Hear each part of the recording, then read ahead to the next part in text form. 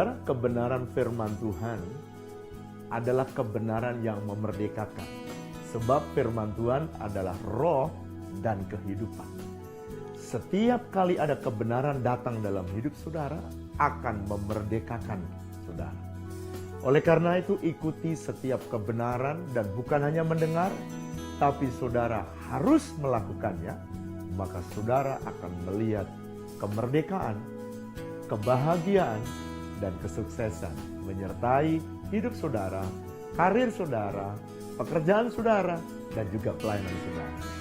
Mari dengarkan apa yang disampaikan oleh Pak Wiryo dari tempat ini dan lakukan dengan setia. Bapak Ibu Saudara akan berbahagia.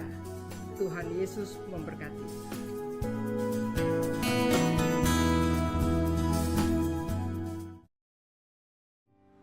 Mari angkat Alkitab kita deklarasikan bersama. 1, 2, 3. Aku percaya firman-Mu berkuasa. Aku percaya firman-Mu dapat mengubah seluruh hidupku. Aku percaya firman ini adalah Tuhan sendiri. Aku siap untuk menerimanya dan melakukannya dalam nama Yesus. Katakan, amin. Silakan duduk.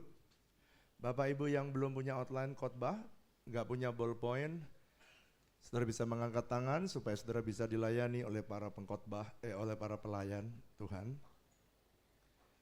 Dan saudara, hari ini kita ada tamu dari Korea.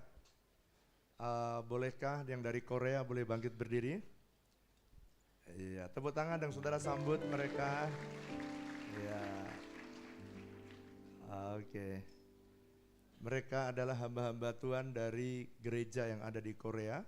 Dan mereka menjadi misionaris yang ada di Indonesia. It's amazing. Jadi kalau dari Korea melayani di Indonesia, dan yang di Indonesia tidak mau melayani, apa kata dunia? Saudara?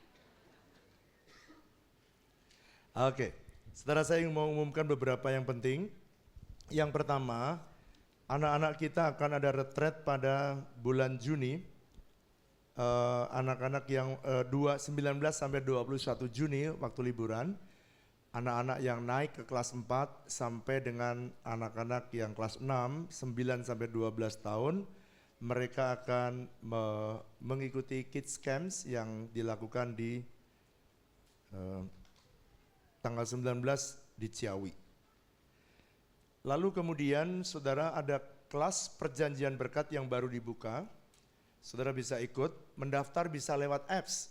Karena sekarang gereja kita udah canggih. Nggak usah ngantri-ngantri lagi, sekarang bisa mendaftar lewat apps. Lalu kemudian ada dulu namanya BBM, Breakthrough Blessed Marriage. Mereka sekarang namanya FPM, FPMI. Mereka akan buat camp untuk keluarga, ya. Jadi marriage campnya tanggal 10 sampai 11 bulan Juni.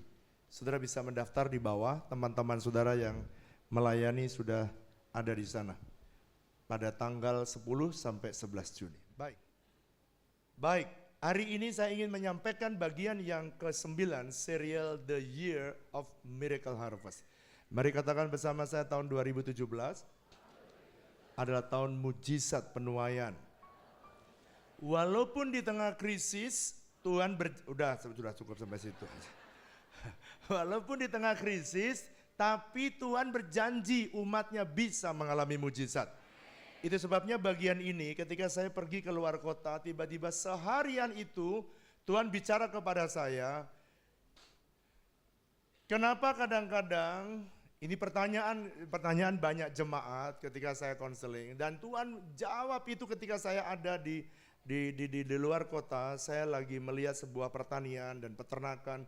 Tiba-tiba Tuhan itu berbicara kepada saya mengenai bagian hidup yang paling penting, yakni secure life atau hidup yang memiliki rasa aman.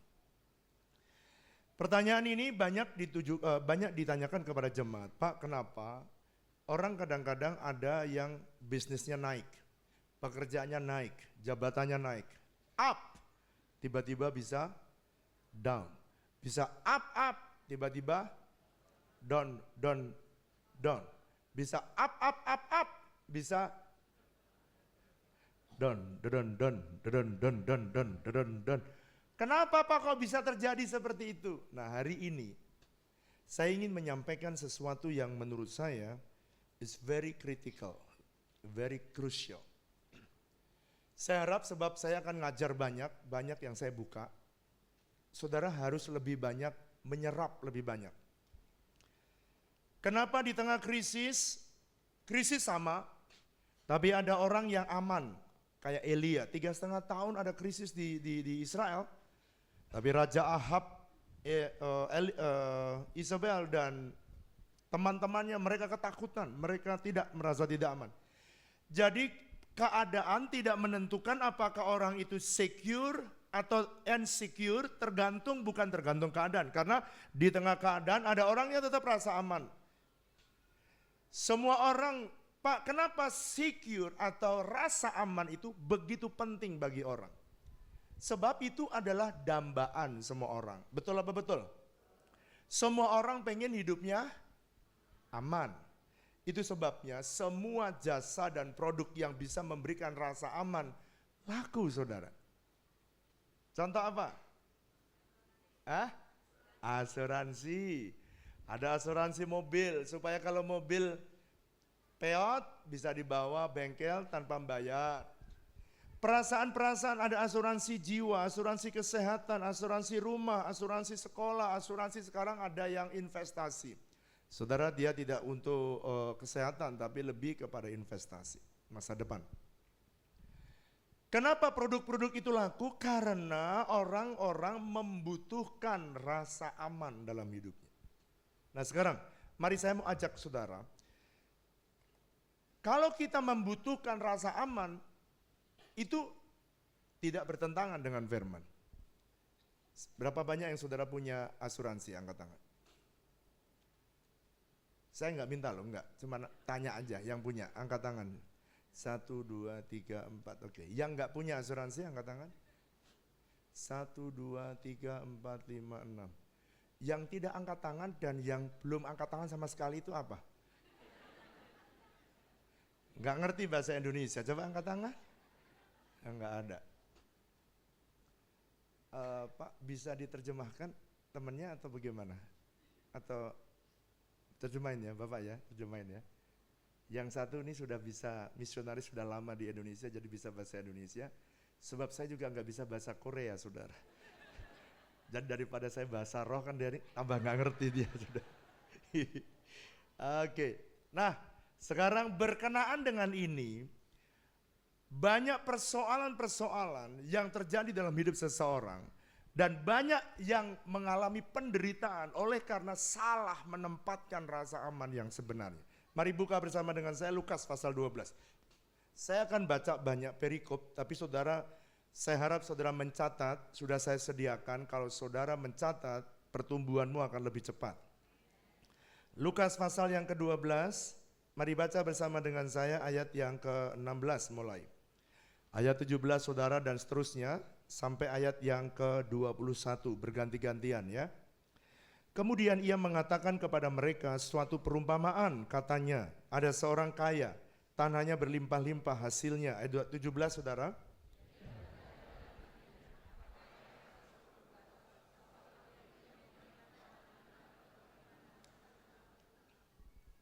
Lalu katanya, inilah yang akan ku perbuat. Ini akan dia perbuat ya. Aku akan merombak lumbung-lumbungku dan aku akan mendirikan yang lebih besar dan aku akan menyimpan di dalam segalanya gandum dan barang-barangku. Ayat 19 dengan keras.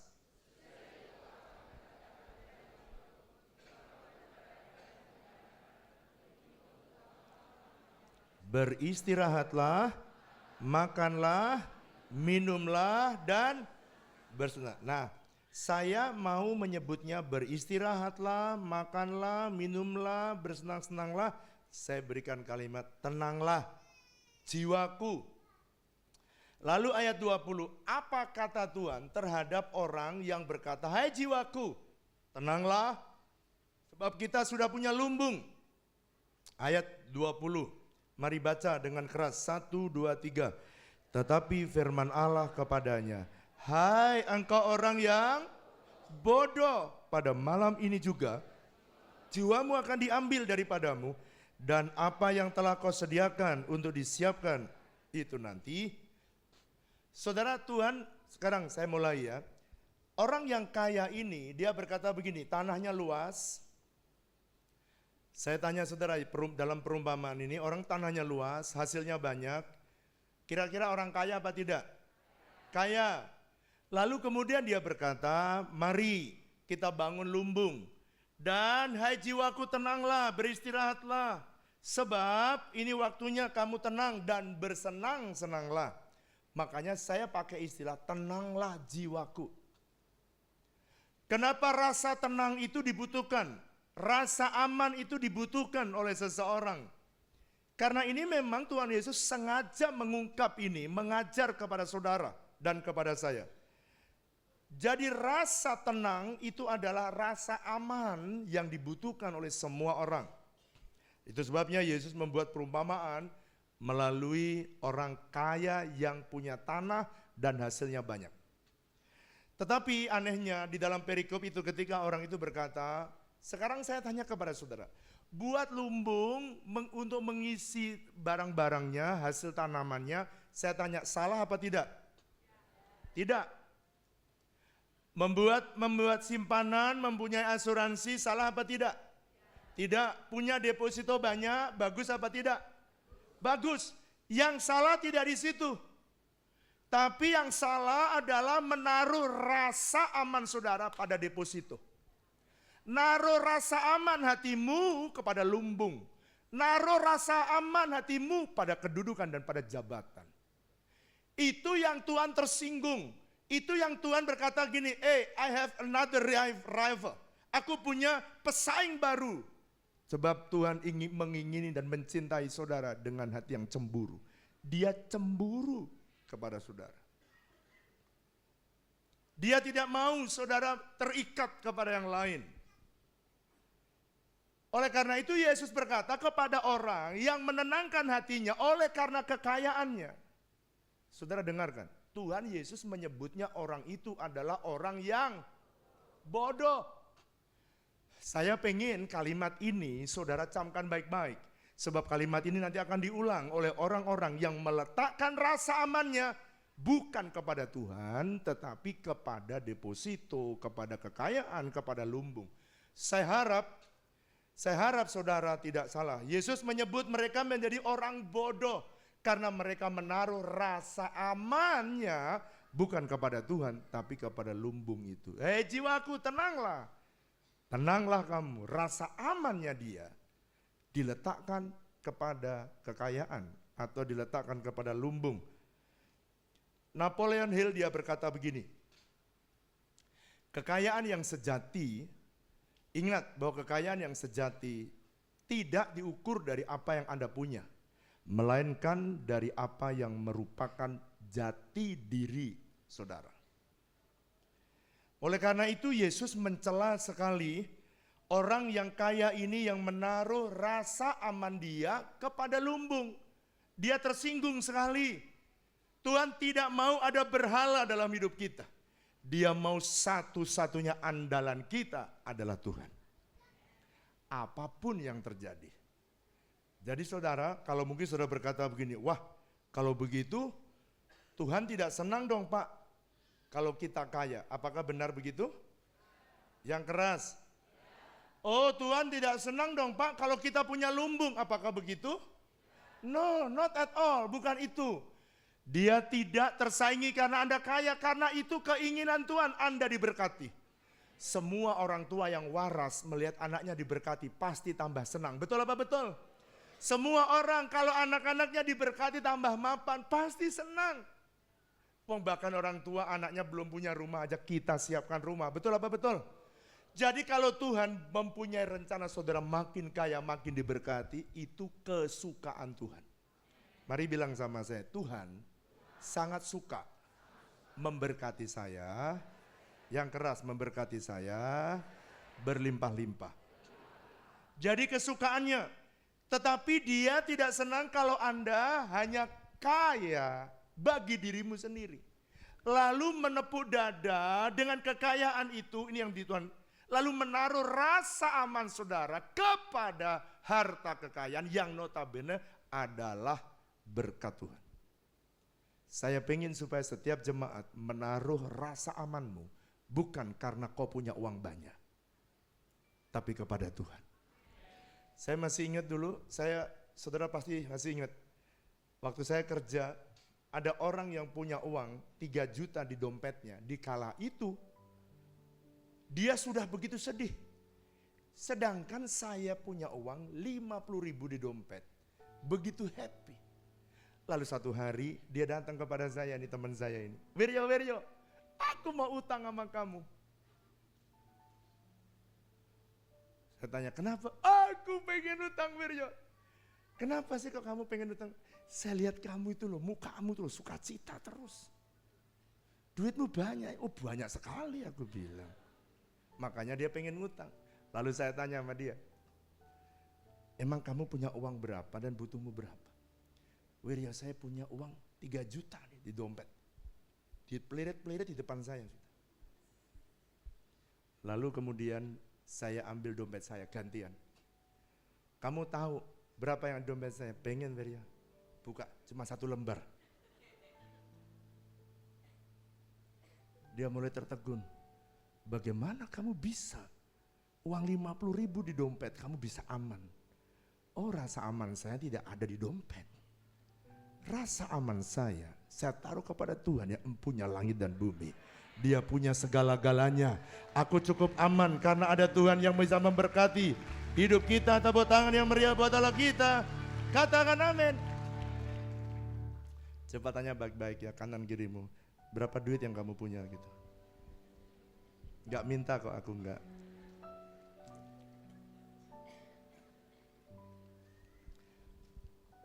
Tapi yang kedua, yang dia kritisi, ayat 21. Lukas pasal 12, ayat 21. Mari baca bersama dengan saya, ayat 21. Dia enggak cuma bilang bodoh, tapi dia bilang ini. Ayat 21 mari baca, Lukas 12, 1, 2, 3. Demikianlah jadinya dengan orang yang mengumpulkan harta bagi dirinya sendiri, jikalau ia tidak apa saudara? Kaya di hadapan Tuhan. Yang kedua, Tuhan bilang gini, aduh kamu kasihan sekali kalau kamu cuman kaya bagi diri kamu sendiri. Sedangkan Tuhan ingin supaya saudara dan saya kaya bagi Allah.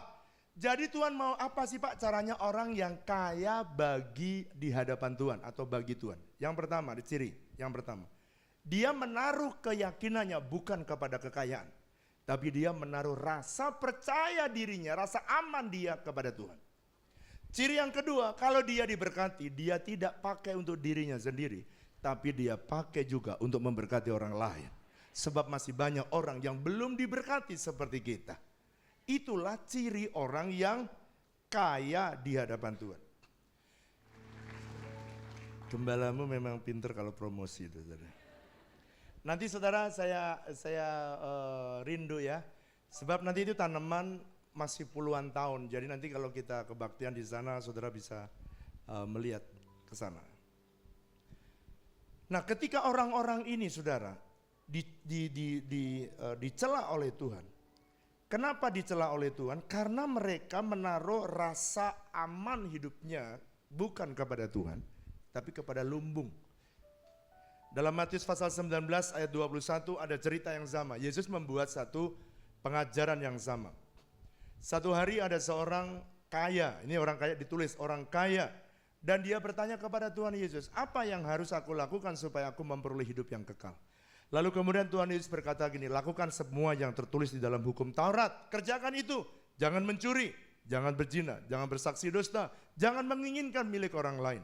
Lalu orang kaya ini berkata begini, Tuhan itu sudah aku kerjakan semua sejak masa mudaku. Saya tanya orang ini baik apa tidak? Baik sekali. Sejak muda gak nipu. Sejak muda gak menginginkan milik orang lain. Gak injek kanan, gak injek kiri. Udah bagus. Tapi lalu kemudian dia bertanya, apa lagi Tuhan yang bisa aku lakukan untuk aku memperoleh hidup yang kekal? Ternyata Tuhan melihat dari dalam hatinya. Dia dengan kekayaannya itu dia taruh hatinya, rasa aman dia bukan kepada Tuhan yang memberkati dia, tetapi kepada berkat yang diberikan oleh Tuhan. Tanpa disadari, Tuhan mudah sekali orang ini dilihat oleh Tuhan. Ada sesuatu yang kamu hargai lebih daripada aku. Ada sesuatu yang kamu taruh. You put your trust. Kamu taruh kekayaan, kamu taruh sesuatu keyakinanmu kepada kekayaan yang bukan yang aku inginkan. Tuhan Tuhan tuh cemburu lihat itu. Dan Tuhan berkata begini, untuk memperoleh hidup yang kekal, ini Yesus yang bilang. Yesus berkata kepada orang kaya itu, kamu jual semua hartamu. Wih, saudara, saya tanya saudara. Saya tanya aja kepada saudara ya. Kalau hari ini saya berkata kepada saudara, sebab Tuhan Yesus tidak kelihatan di sini. Jualah semua hartamu. Saya tanya ya misalnya ini. Jual semua hartamu. Yang tidak menjual semua hartamu dan berikan kepada orang miskin. Yang tidak boleh minggu kebaktian. Saya tanya, besok minggu ada yang kebaktian apa tidak?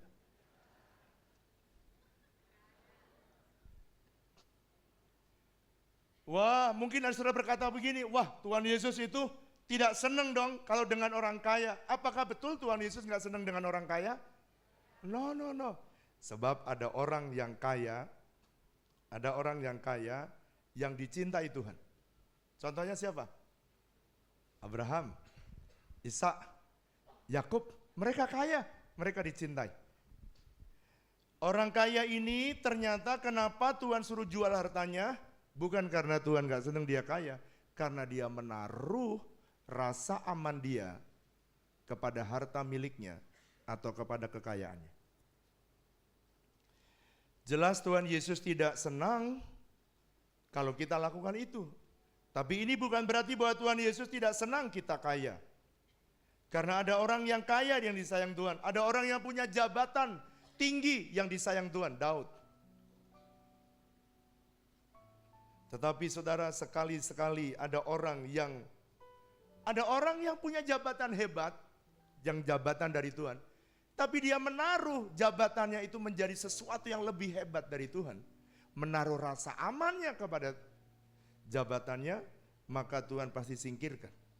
Oleh karena itu saudara, banyak orang yang shock. Lihat, saya akan jelaskan kepada saudara. Rasa aman kita itu tidak kelihatan. Saudara tidak bisa melihat ini orang secure atau ini orang insecure. Saudara tidak bisa lihat. Tapi saudara bisa lihat manifestasinya.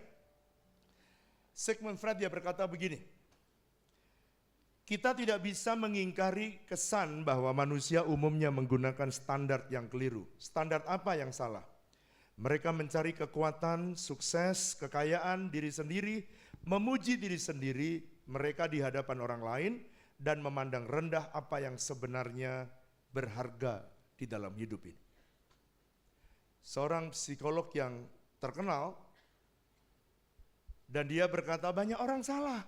Saya berdoa supaya saudara jangan salah menempatkan rasa aman hidup kita. Yang setuju katakan. Jadi rasa aman itu ada di mana Pak? Di akar. Yang keluarnya bentuk manifestasi. Yang saudara bisa lihat adalah manifestasi yang keluar. Anda bisa lihat buah naga, akarnya Anda nggak bisa lihat. Buah naganya Anda bisa lihat. Buah naganya Anda bisa lihat, akarnya nggak bisa lihat.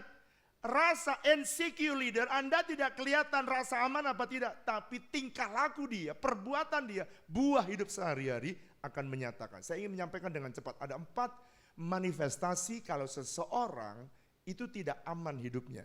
Dia tidak ditaruh di tempat yang benar, rasa aman dia harusnya kepada Tuhan. Yang pertama, siapa Pak? Apa yang menjadi manifestasi kalau seseorang itu tidak aman?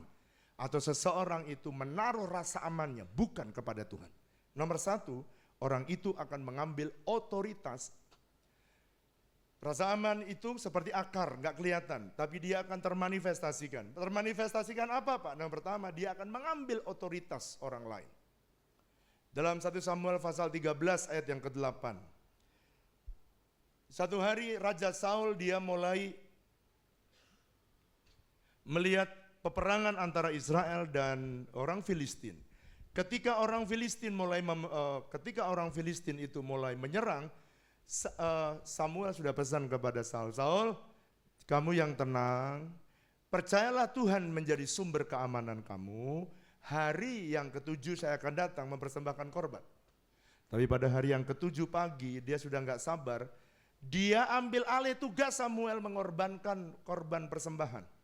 Dan akhirnya dalam 1 Samuel pasal 13 ayat yang sama dia menyebut, ini kalimat yang sama, orang yang mengambil alih otoritas orang lain sebenarnya dia ternyata ada rasa aman, ada rasa yang tidak aman dalam dirinya. Sebab dia tidak menaruh rasa aman itu kepada Tuhan, tapi dia menaruh rasa aman kepada jabatannya seorang raja.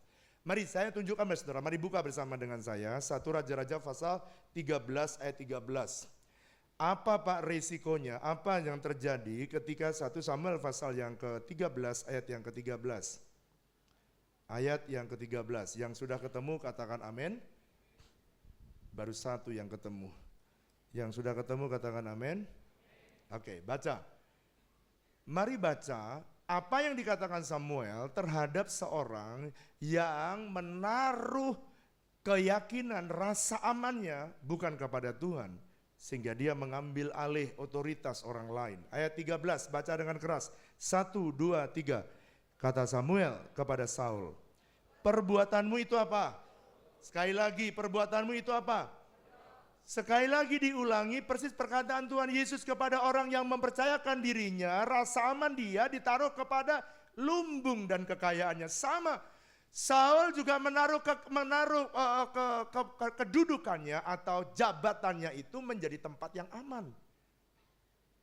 Apa yang dikatakan? Engkau, dari kata engkau 1, 2, 3. Engkau tidak mengikuti perintah Tuhan Allahmu yang diperintahkannya kepadamu, sebab sedianya Tuhan akan apa? Mengokohkan kerajaan atas orang Israel untuk, tapi sayang. Mari ayat 14 bagian A saja, 1, 2, 3. Tetapi sekarang kerajaanmu tidak akan. Oke, lihat saya ke depan. Orang yang tidak aman, dia suka mengambil kedudukan orang lain. Dia suka mengambil tugas orang lain. Anda lihat itu. Tetapi itu di hadapan Tuhan sesungguhnya ada perasaan yang tidak aman. Atau ada perasaan aman yang dia taruh kepada bukan Tuhan. Sehingga salah satu manifestasi yang keluar yang saudara bisa lihat adalah mengambil otoritas atau tugas orang lain. Sekarang pertanyaannya, apa risikonya, apa akibatnya? Akibatnya adalah, Anda baca ayat 13 tadi.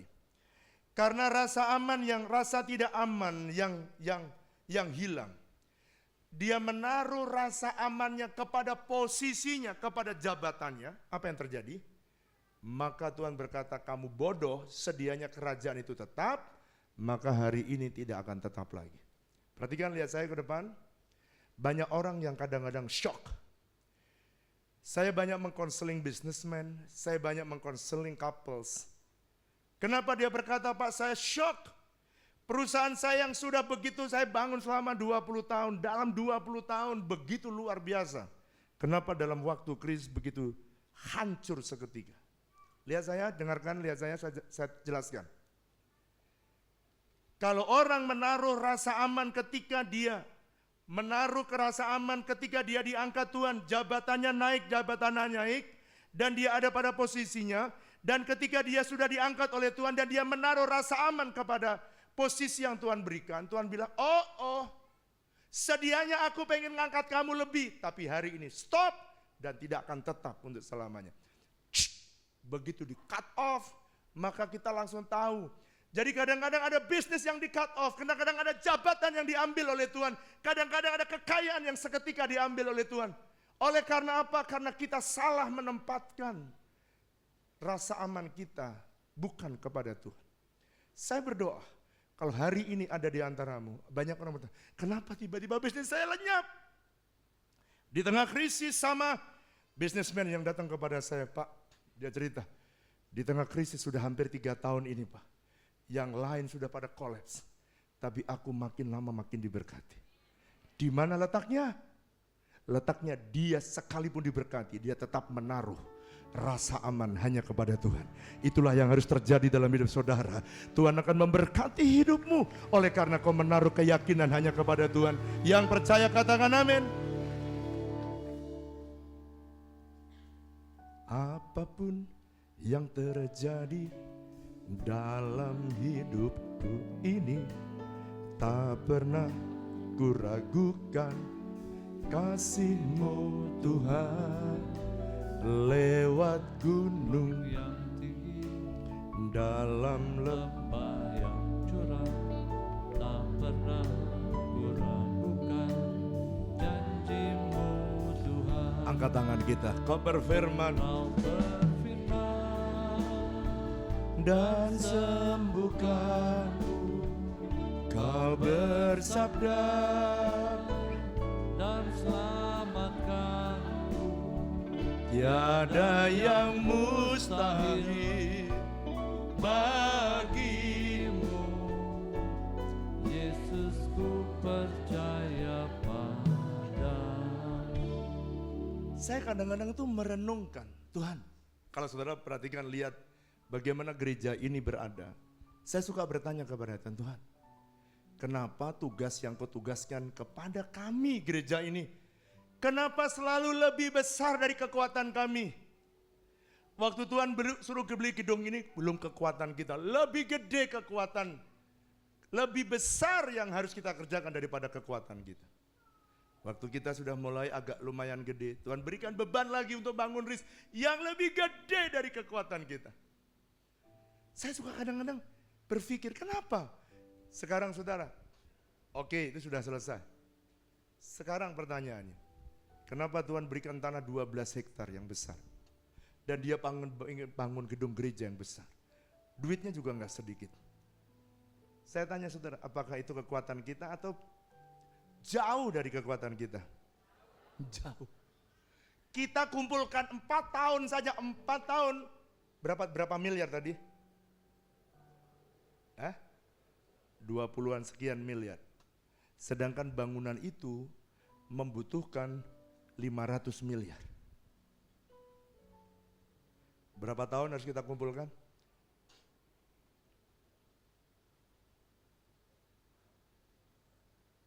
Dulu matematikanya dapat berapa sih kalau itu aja susah. Kalau 4 tahun kita kumpulkan 20 miliar. Kalau kita butuh 500 miliar, berapa tahun kita harus kumpulkan?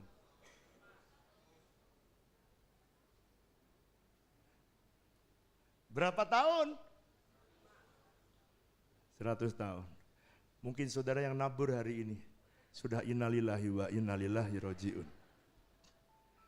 Saya kembali flashback, Tuhan, kenapa kadang-kadang Tuhan memberikan tugas yang jauh lebih besar supaya saudara dan saya terus bergantung sama Tuhan. Supaya kita terus bergantung bahwa tidak ada yang bisa memberkati selain Engkau, Tuhan. Tidak ada yang lain yang bisa membuat mujizat kecuali Engkau, Tuhan. Tidak ada seorang pun yang bisa membuat perkara besar kalau bukan Tuhan melakukannya buat kita. Yang ngerti katakan, kenapa kadang-kadang Anda dan saya diserahin tugas oleh Tuhan yang di luar kemampuan kita? Supaya saudara tidak mengandalkan apa yang saudara punya. Tapi saudara mengandalkan Tuhan. Satu-satunya kekuatan hidup kita. Saya berdoa, jangan pernah marah kalau Tuhan Dia menaruh beban. Kadang-kadang saat kita tidak tahu apa yang harus saudara dan saya kerjakan. Kenapa kadang-kadang Tuhan berikan tugas yang begitu besar? Dulu saya suka gini, Tuhan kenapa sih? Kenapa yang lain tidak disuruh yang melakukan? Supaya saudara dan saya belajar tidak bergantung kepada uang yang tersedia, tapi bergantung kepada Tuhan yang ada, yang siap memberkati seumur hidup kita. Yang percaya katakan. Oke, yang kedua, apa yang menjadi manifestasi orang yang menaruh rasa amannya bukan kepada Tuhan? Yang kedua, dia suka menyalahkan orang lain setiap kali kejadian yang tidak baik terjadi. Ada rasa Aman yang tidak benar, dia suka menyalahkan orang lain. Setiap kejadian tidak baik yang terjadi, bukannya dia mengevaluasi dirinya, tapi dia mencari kambing hitam, bukan mencari kehendak Tuhan. Siapa Pak contohnya? Saul. Banyak lagi yang lain. Saul menyalahkan Samuel. Fir'aun ketika orang Israel banyak yang ada di Mesir, dia juga mulai ketakutan. Dan ketika dia tengah ketakutan, rasa aman dia terganggu. Ketika rasa aman dia terganggu, lalu kemudian dia mulai menekan orang Israel, memberikan beban rodi yang lebih keras. Bahkan bidan-bidan orang Mesir diajari kalau orang Israel lahir laki-laki, disuruh apa? Bunuh dia. Saudara, sekarang yang kedua, apa implikasi dari orang yang ini? Implikasi kalau saudara merasa aman, saudara taruh bukan kepada Tuhan, saudara akan sering mengambil keputusan yang salah. Fir'aun mengambil keputusan yang salah, dan kalau saudara mengambil keputusan yang salah itu karena rasa aman saudara yang terusik, tetapi bukan saudara taruh kepada Tuhan, tetapi kepada yang lain. Saya berdoa supaya saudara kalau mengalami ini, saudara mulai refresh kembali, reset kembali, dan saudara berkata, Tuhan, rasa amanku harus aku taruh hanya kepada Tuhan. Yang ketiga, apa yang terjadi kalau orang menaruh rasa amannya bukan kepada Tuhan, tetapi kepada yang lain? Dia menjadi kecewa dan meninggalkan Tuhan. Siapa contohnya Pak? Markus pasal 10. Orang yang kaya ketika disuruh jual hartanya semua, maka Tuhan tiba-tiba suruh jual semua hartamu dan berikan kepada orang miskin. Orang ini kemudian dia menjadi kecewa. Pak, kecewa itu bukannya biasa. Dengarkan ya. Martin Luther King dia berkata begini, kita harus bisa menerima kekecewaan pada level terbatas. Namun jangan pernah saudara kehilangan harapan. Jangan pernah. Sebab kata kecewa dalam bahasa asli dipakai kata skandalizo. Bahasa Greka kecewa adalah skandalizo. Skandalizo apa artinya Pak? Skandalizo itu artinya pintu gerbang kecil akan membuka pintu gerbang dosa yang besar. Kecewa itu dosa, tapi kecil. Tapi bisa membuka pintu gerbang yang besar. Dosa yang lebih besar. Yakni apa? Meninggalkan Tuhan. Orang yang kecewa bisa meninggalkan Tuhan. Saudara pernah nggak lihat ada orang yang kecewa kepada Tuhan lalu meninggalkan gereja? Ada apa tidak? Yang keras? Ada. Jadi ini bahaya ini. Kecewa itu bahaya. Orang yang kecewa ini bahaya karena bisa meninggalkan Tuhan. Jemaat dengan jemaat berantem. Ketika berantem, dia meninggalkan gereja. Ada apa tidak? Ada. Ada jemaat yang tersinggung dengan khotbah pendetanya. Begitu tersinggung, kecewa dengan pendetanya, lalu kemudian dia meninggalkan Tuhan. Ada apa tidak? Ada, saudara, ada. Jadi jangan pernah remehkan yang namanya apa, saudara? Kecewa, sebab kecewa jangan pernah dibiarkan. Sebab bisa meninggalkan Tuhan. Yang keempat, yang terakhir. Kalau rasa aman tidak ditaruh kepada Tuhan, maka rasa aman saudara sering terganggu. Rasa aman saudara yang terganggu, sebenarnya Tuhan izinkan supaya saudara kembali kepada Tuhan. Tapi banyak yang tidak. Raja Herodes ketika melihat orang Majus datang dan dia berkata bahwa Yesus adalah raja dari Israel datang, maka dia kemudian rasa amannya terganggu dan akhirnya dia mengambil keputusan untuk membunuh dan membinasakan. Amazed. Saudara, secure leader aman bagi saudara. Insecure leader membuat saudara hidup berbahaya. Makanya kalau saudara ditempatkan Tuhan jadi bos, jadilah bos yang aman. Yang mempercayakan rasa aman saudara hanya kepada Tuhan. Yang percaya dan ngerti katakan amin.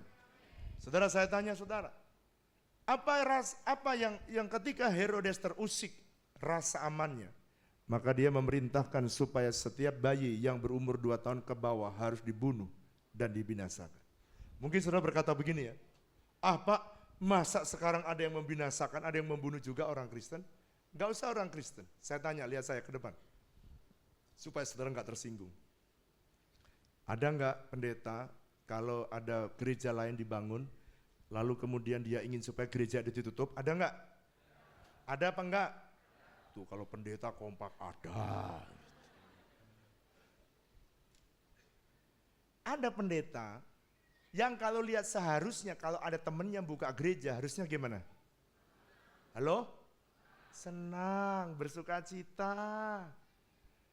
Saya masih ingat kalau waktu ada gereja di samping ini. Saudara, kalau saya ini karena saya duduk di BPH, jadi sering terjadi perkelahian di antara pendeta. Oh, pendeta bisa berkelahi, Pak? Bisa, karena pendeta juga. Bisnismen bisa berkelahi enggak? Bisa, karena bisnismen juga. Kenapa berkelahi? Karena rasa amannya terganggu. Kenapa kok? Ketika ada gereja di depan ini, ada gereja di depan kita. Saya dimarahin, Pak protes dong, protes, minta ditutup. Terus saya bilang begini, pendeta-pendeta datang ya, protes dong Pak. Saya bilang begini, Pak pernah lihat Roxy enggak? Apa hubungannya gereja sama Roxy katanya. Pak di Roxy itu, Pak lihat tuh tukang handphone. Dia jualan satu persatu dan tidak ribut. Masa pendeta kalah sama tukang handphone?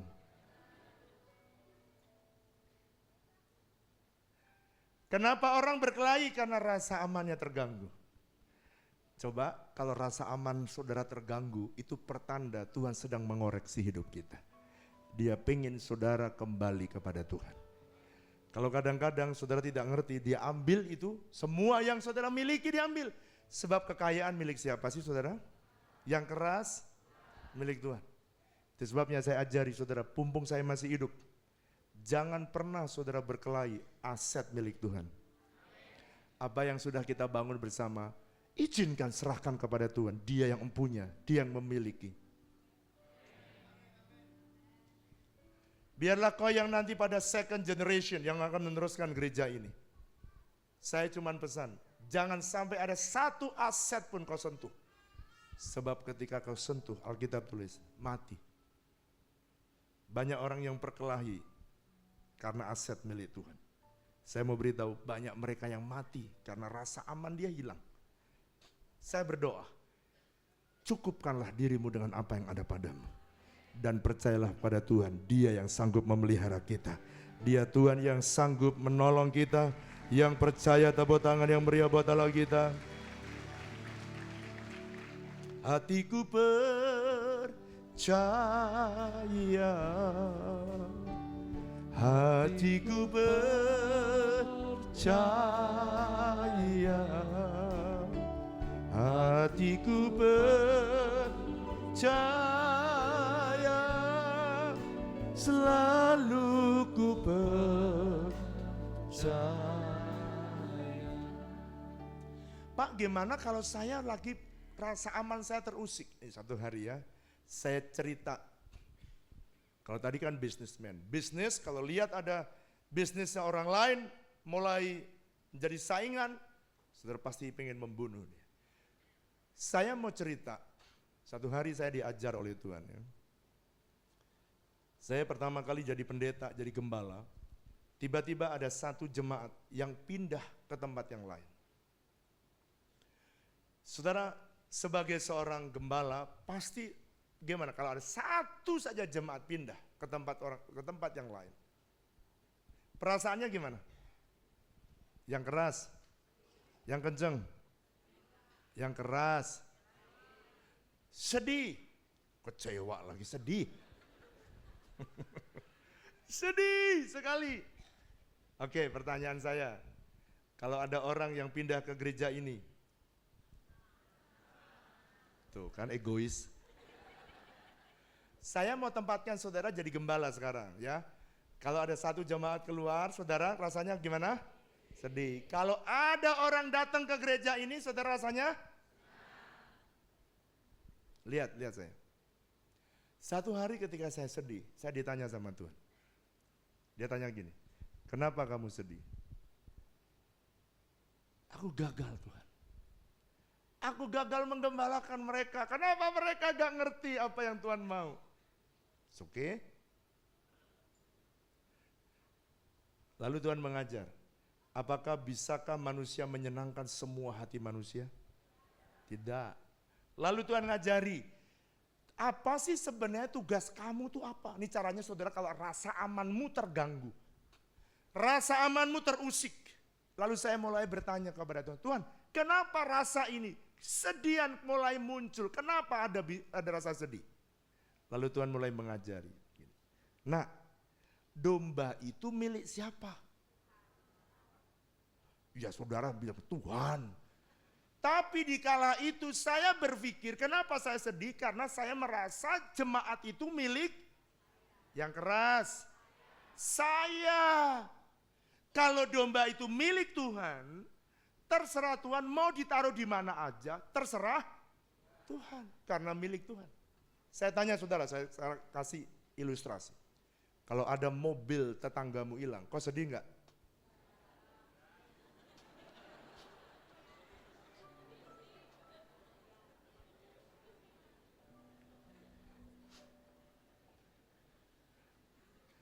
Malah ada yang ngomong, emang gua pikirin. Saya tahu di dalam hatimu. Kenapa kau nggak sedih? Yang paling sedih siapa? Hah? Yang punya. Saudara nggak sedih paling, ya kasihannya, ya kasihannya, ya kasihan. Tapi beda sekali dengan orang yang punya. Betul apa betul? Waduh, itu masih nyicil, bunyinya aja masih dit. Saudara, orang yang memiliki, dia akan merasa kehilangan. Makanya dari situ saya belajar, hidup ini milik Tuhan. Jemaat, semua saudara, bukan punyaku.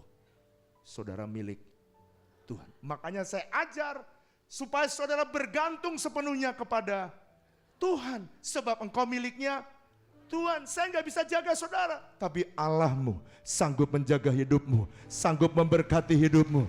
Hatiku percaya,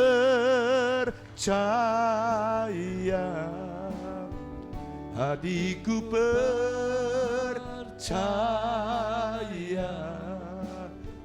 hatiku percaya, selalu ku percaya. Jadi tugas saudara dan saya jangan urusin orang lain, tugas saudara dan saya adalah urusin dirimu sendiri. Taruh rasa percaya, rasa aman saudara hanya kepada Tuhan. Apa sih Pak yang sebenarnya Tuhan ingin? Kenapa rasa aman begitu mengusik Tuhan? Apa sih sebenarnya yang Tuhan ingin? Yang dia ingin adalah Allah ingin menjadi Tuhan satu-satunya, menjadi satu-satunya sumber aman saudara. Dia tidak mau saudara gelisah oleh karena kehadiran Tuhan. Harus bisa menenteramkan hidup saudara. Begitu krisis dan Anda gelisah dan mengkhawatirkan dirimu, sepertinya seolah-olah Tuhan tidak sanggup menolong saudara. Saya berdoa Tuhan ingin. Pak, bagaimana cirinya kalau Tuhan itu menjadi Tuhan, menjadi sumber rasa aman? Dalam hidup saudara pribadi, saudara mesti teduh. Mungkin gak ada di tempat saudara, gak apa-apa. Saudara menyediakan waktu membaca firman Tuhan setiap hari, bukti bahwa rasa aman saudara ada di dalam Dia. Dan janji firman-Nya menjadi kekuatan dalam hidup saudara. 2, dalam keluarga apa yang saudara lakukan? Dalam keluarga, saudara bangun mesbah keluarga yang kuat. Sehingga saudara menaruh rasa amanmu bukan kepada keadaan, tapi hanya kepada Tuhan dan firman-Nya. Yang ketiga, kalau saudara memang bisnismu sungguh-sungguh, Tuhan yang punya bisnis saudara, bukan saudara yang punya. Makanya saudara banyak pendeta itu stres, banyak bisnismen stres. Karena dia merasa gerejanya miliknya, bisnis itu miliknya. Sejak beberapa puluh tahun yang lalu ketika Tuhan mengajari itu. Dengarkan ini, kalau ada satu yang pindah, saya tidak menjadi sedih. Sebab itu bukan milik saya. Kalau ada yang datang lebih banyak ke tempat ini, tidak kemudian menjadi besar kepala. Kalau saudara, kalau setiap kali ada orang datang lalu besar kepalanya, diameter gembalamu kepalanya akan bertambah saudara. Dan itu menjadi hidrosepalus namanya. Dan itu berbahaya. Saya harap kalau saudara diberikan kangtau besar, Saudara berkata begini, ini juga datang dari Tuhan. Kalau dipercayakan lebih besar lagi oleh Tuhan, saudara berkata begini, ini juga datang dari Tuhan. Dia ingin ada manifestasi dari dalam dirimu bahwa engkau menjadikan Tuhan menjadi sumber rasa aman, saudara. Bagaimana bisnis menjadikan Tuhan menjadi sumber rasa aman, saudara? Ketika saudara diberkati, saudara berikan persembahan persepuluhan saudara. Kalau gereja ini diberkati, maka persembahan persepuluhan harus dikeluarkan. Tidak semua gereja memang, tidak semua perusahaan memang, tapi kalau kita mau menghargai Tuhan menjadi sumber rasa aman kita bangun mezbah, kita berikan persembahan persepuluhan untuk Tuhan yang kita kasih. Dalam pelayanan apakah saudara dan saya mengikuti melakukan apa yang Tuhan ingin? Kalau kita tidak melakukan apa yang Tuhan ingin, jangan-jangan rasa aman kita bukan ditaruh kepada Tuhan. D.L. Moody dia berkata, hal yang pertama yang harus manusia lakukan jika ia ingin dipakai Tuhan adalah membuat sebuah komitmen penyerahan total kepada Tuhan tanpa syarat. Waktu saya membaca statement atau quote D.L. Moody ini, saya langsung koreksi diri saya. Oh Tuhan, saya masih punya syarat. Saudara masih ingat pada waktu saya mau melayani Tuhan sepenuh waktu, saya bilang, Tuhan, kasihlah saya apa? Masih ingat ya? Waktu saya mau full time, saya bilang sama Tuhan, Tuhan, syarat satu aja, berikan saya, gak ada yang ingat ya, berikan saya beras saja Tuhan. Kasih saya makan aja, kasih saya beras, saya akan melayani Tuhan seumur hidup saya. Tapi D.L. Moody hari ini berkata, kamu harus menyerahkan hidupmu kalau mau melayani Tuhan dengan sungguh-sungguh tanpa syarat.